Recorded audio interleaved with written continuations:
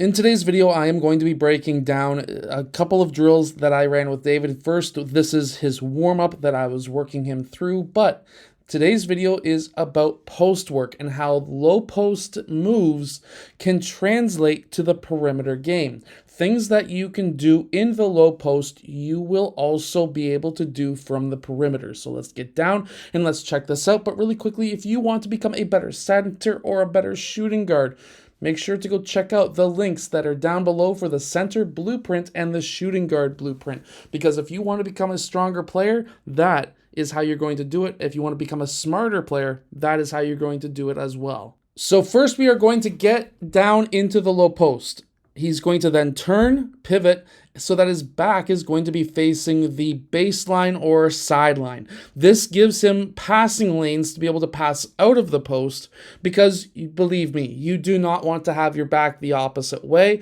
You will get double teamed quick. So back to the baseline, back to the sideline. Quick 2-dribble, second dribble, push into the defender, and then take a quick step out so that you can take that fadeaway jumper.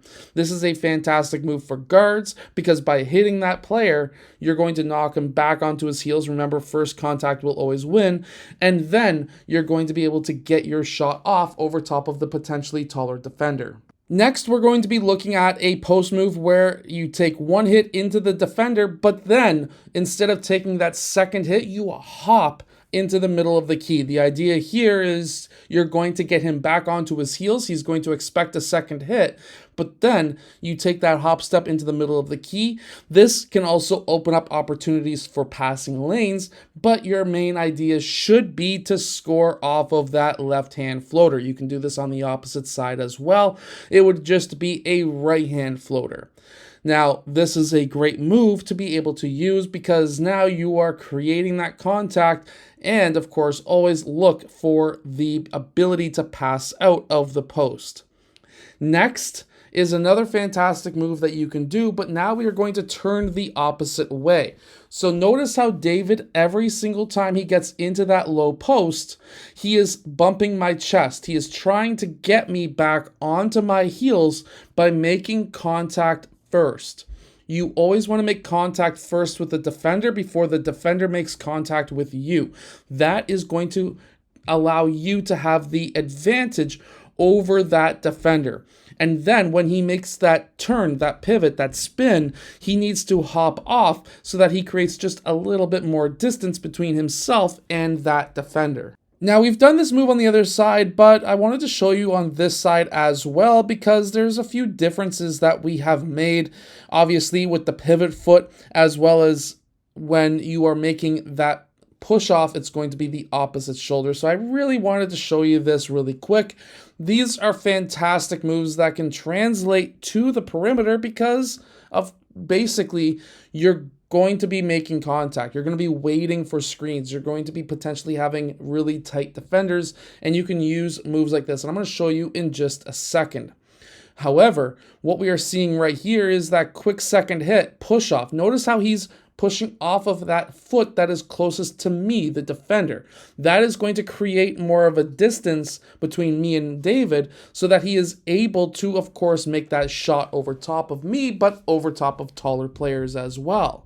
Now we're going to be spinning towards the sideline and pulling for a shot. Notice how David kicks that leg up just a little bit on that shot. Also notice how he pivots on the outside foot and moves the outside foot further away.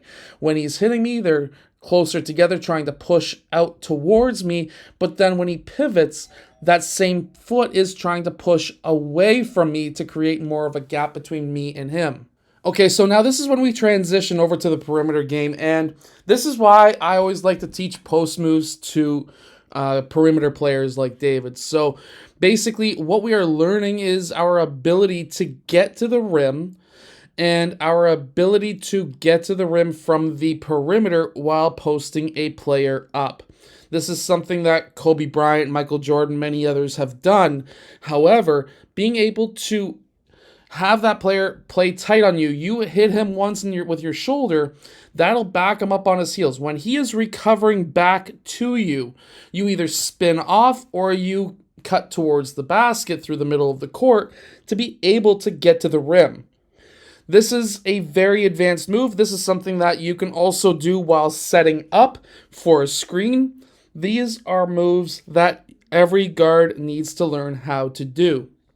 The ability to spin off of a perimeter defender who is overplaying you, who is playing you super aggressively, trying to reach and making body contact with you. If you can just give one good shoulder hit into his chest to be able to back him up just a little bit, and when he recovers back to you, you spin off, you go for a mid-range shot, you attack the rim, whatever it may be. You make that contact as if you are posting up in the low post, but now it is on the perimeter, and you have a little bit of room more to be able to go and move and make things happen because you are on the perimeter. So this is why I like to teach post moves to perimeter players. So if you are a center or you are a shooting guard, make sure to go check out the shooting guard and the center blueprint that is down in the description below. It is going to be able to go over a lot of the basketball IQ points of the game, but also give you workouts and training sessions so that you can become a better shooting guard and a better center as well. So make sure to go check those out down in the description below. Anyways, I hope that you've enjoyed today's video. If you have, hit that like button and subscribe, and I will see you guys again in my next video.